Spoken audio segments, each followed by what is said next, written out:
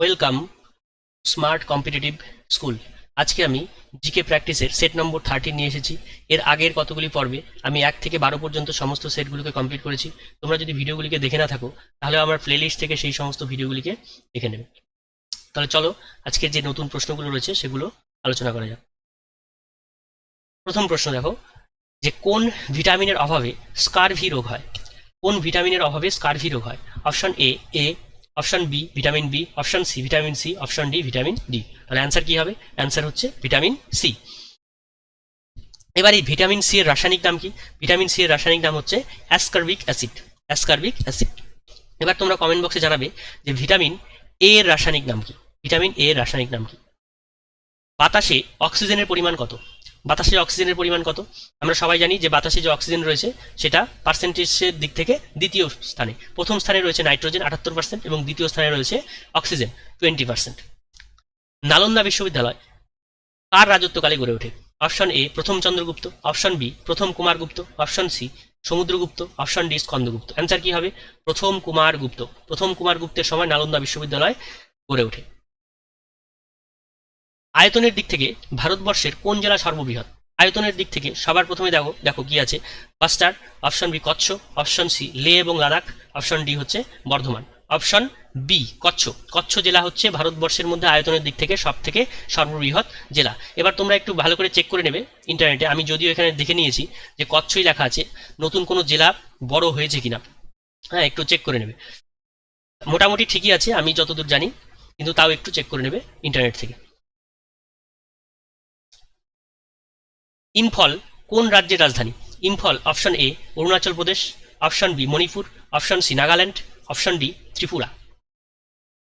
তাহলে ইম্ফল কোন রাজ্যের রাজধানী হবে? তাহলে ইম্ফল হচ্ছে মণিপুরের রাজধানী। মণিপুরের রাজধানীকে আমরা বলছি হচ্ছে ইম্ফল। এবার 1972 সালে মণিপুর রাজ্যটি পৃথক রাজ্যের মর্যাদা পায় এবং 1992 সালে মণিপুরি ভাষাকে জাতীয় ভাষার স্বীকৃতি দেওয়া হয়। 6 নম্বর প্রশ্ন দেখো, বারাণসী শহরটি কোথায় অবস্থিত? অপশন এ নিম্ন গঙ্গার সমতল ভূমিতে, অপশন বি মধ্য গঙ্গার সমতল ভূমিতে, অপশন সি উচ্চ গঙ্গার সমতল ভূমিতে, অপশন ডি গঙ্গা শতদ্রুতভাবে। অ্যান্সার কি হবে? অ্যান্সার হচ্ছে এটা হচ্ছে মধ্য গঙ্গার সমতল ভূমিতে। মধ্য গঙ্গার সমতল ভূমিতে। 7 নম্বর, কোন মৌর্য শাসক প্রিয়দর্শিনী নামে পরিচিত? মৌর্য শাসক option A Bimbisara, option B Ashoka, option C Chandragupta Maurya, option D Brihadratha. তাহলে অ্যান্সার কি হবে? অ্যান্সার হচ্ছে অশোক। অশোককে আমরা প্রিয়দর্শিনী নামে চিনি। এবার অশোকের যে মাস্কি লিপি আছে সেই লিপিতে নিজেকে দেবনাম প্রিয় বা প্রিয়দর্শিনী বলে উল্লেখ করেছেন। কাবুলিয়ত এবং পাট্রা কে প্রচলন করেন? Option A Babur, option B Sher Shah, option C Akbar, option D Shah Jahan. Kabuliyat এবং পাট্রা শেরশাহ প্রচলন করেন। মৌলিক অধিকারের প্রস্তাব কংগ্রেসের যে অধিবেশনে দেওয়া হয়েছিল সেটা কোনটা? অপশন এ গুয়াহাটি অধিবেশন, অপশন বি মাদ্রাজ অধিবেশন, অপশন সি লাহোর অধিবেশন, অপশন ডি করাচি অধিবেশন। অ্যান্সার কি হবে? অ্যান্সার হচ্ছে করাচি অধিবেশন। এবার তোমরা লিখবে এই করাচি অধিবেশন কত সালে হয়েছিল, কমেন্ট বক্সে কমেন্ট করে জানাবে। এই অ্যান্সারগুলো কিন্তু দেওয়ার চেষ্টা করবে, কারণটা হচ্ছে এগুলো যখনই তোমরা নেটে সার্চ করবে তখন তোমাদের এক্সট্রা ইনফরমেশন কিন্তু আসবে, তাতে তোমাদেরই উপকার হবে। 10 নম্বর দেখো, ভারতীয় জাতীয় কংগ্রেসের প্রথম মুসলমান সভাপতির নাম কি? Option A Abul Kalam Azad, option B Syed Ahmed Khan, option C Badruddin Tyabji, এটা তায়েবজি হবে, ফজলুল হক, অপশন ডি। তাহলে অ্যান্সার কি হবে? অ্যান্সার হচ্ছে বদরুদ্দিন তায়েবজি। এবার 1887 সালে কংগ্রেসের তৃতীয় অধিবেশনে সেটা কোথায় হয়েছিল? মাদ্রাজে। তখন আমরা প্রথম মুসলিম ব্যক্তি হিসাবে বদরুদ্দিন তায়েবজি সভাপতি করেন। বোঝা গেল? ভারতীয় সংবিধানের ষষ্ঠ তালিকায় যে বিষয় নিয়ে সংস্থান রাখা হয়েছে সেটা, মানে মেন বিষয় হচ্ছে ষষ্ঠ তালিকায় কোন বিষয়ের উল্লেখ রয়েছে? অ্যান্সারটা হবে অসম, মেঘালয়, ত্রিপুরা এবং মিজোরাম এই রাজ্যের উপজাতি এলাকাগুলির প্রশাসনিক সংস্কারের বিষয়ে উল্লেখ করা হয়েছে এই ষষ্ঠ তফসিলে। ভারতীয় শাসনতন্ত্র অপশন এ দুষ্পরিবর্তনীয়, অপশন এ পরিবর্তনীয়, অপশন সি অপশন এ হচ্ছে দুষ্পরিবর্তনীয়, অপশন বি হচ্ছে পরিবর্তনীয়, অপশন সি হচ্ছে আংশিক পরিবর্তনীয়, আংশিক দুষ্পরিবর্তনীয়, আর অপশন ডি হচ্ছে চূড়ান্ত দুষ্পরিবর্তনীয়। অ্যান্সার কোনটা হবে? অ্যান্সার হচ্ছে আংশিক পরিবর্তনীয় এবং আংশিক দুষ্পরিবর্তনীয়। কেন বলা হচ্ছে? তার কারণ ভারতবর্ষের যে সংবিধান রয়েছে সেটাকে কিন্তু আমরা সংশোধন করতে পারি, কিন্তু এতটাও সহজে করতে পারি না। আবার এটাকে সংশোধন করতে গেলে খুব যে কঠিন এমনটাও নয়, তার মানে সহজ এবং কঠিনের মাঝখানে অবস্থান করছে, মানে মিডিয়াম।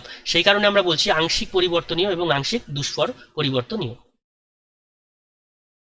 অম্বুডসমান প্রতিষ্ঠানটি কোথায় স্থাপিত হয়েছিল? Option A Denmark, option B Switzerland, option C Sweden, option D France. Answer কিন্তু হবে সুইডেন। সুইডেনে অম্বুডসমান প্রতিষ্ঠানটি প্রতিষ্ঠিত হয়েছিল। এবার এটার কাজ কি? এটার কাজ হচ্ছে যে কোনো ফাইন্যান্সিয়াল মানে ব্যাপার, যে কোনো অর্থনৈতিক বিষয় যদি কোনো নাগরিকের সাথে খারাপ ব্যবহার করে থাকে, কোনো কাজ ঠিকঠাক হচ্ছে না, সেই মুহূর্তে আমরা কি করব, এই অম্বুডসমান এই প্রতিষ্ঠানের কাছে যাব এবং তারা কিন্তু কি করবে, সেই ব্যাংকিং প্রতিষ্ঠানের বিরুদ্ধে ব্যবস্থা নিতে পারবে। এটা প্রথম কোথায় হয়েছিল? প্রথম হয়েছিল সুইডেন। কোন সংস্থা শিল্পের জন্য ঋণ প্রদান করে থাকে?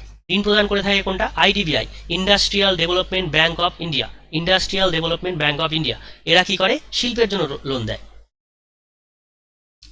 15 নম্বর কোশ্চেন, বাড়ির কাজে ব্যবহৃত ফিনাইল নিচের কোন দ্রব্য সম্পর্কিত? মানে আমরা যে ফিনাইলটা ব্যবহার করি বাড়িতে, সেই ফিনাইল এর রাসায়নিক নাম কি? Option A methyl alcohol, option B tartaric acid, option C benzene, option D অ্যাস্তোসিন। তাহলে অ্যান্সার হবে বেনজিন। এই বেনজিনের সংকেত কি? C6H6।